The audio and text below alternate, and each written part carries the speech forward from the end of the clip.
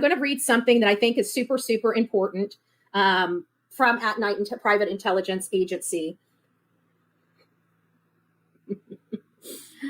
Oh, good gracious. You people, you people, you people, you people.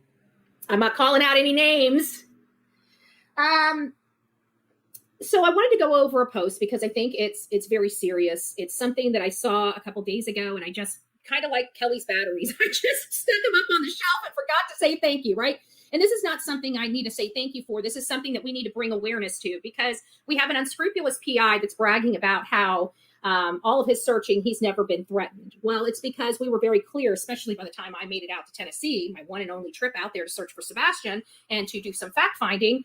That one time, we know damn well who was threatening me. It was everybody on. It was Chris himself, along with all his little minions that he's elicited, all his felon minions that he elicited for help to exonerate them or make them look good in the public eye. You are not looking good in the public eye with the trash like that. Sorry.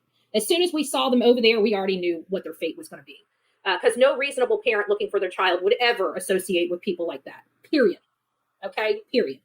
I can guarantee you we have 302 people. Few of those are hate channels, and they wouldn't even trust the people that they are supporting if their child was missing. They would know that they would be just completely bulldozed over as being guilty, even whether they're guilty or not, just by their association. Everybody knows that. Everybody. So their association and continued association with this network of people tells us all we really needed to know, and all we really needed to know for a long time. Let's think about the psychology of this. Most people hang out with people of like mind, right? Most people hang out with people of certain net worth, okay? You don't really see P. Diddy prior to his arrest hanging out with the likes of somebody like Bullhorn Betty, right? He doesn't deal with the little people, okay? Why? Because I'm not his people, okay? So higher net worth people are going to be hanging out with higher net worth people. So you've got military trained parents that probably don't do illicit drugs. They probably drink because it's legal. They probably drink a lot. They're in the military. Every military person I know has a drinking problem. I don't, not necessarily a drinking problem, but definitely loves to indulge in the alcohol, okay? In the alcohol. So you got these people that are living in, $1 million, close to $1 million, not quite, $700,000+ home. They have an Infinity. They've got a souped up, double cab, truck that's really, really nice, very, very expensive. They got a very, very expensive fifth wheel. They've got riding lawnmowers.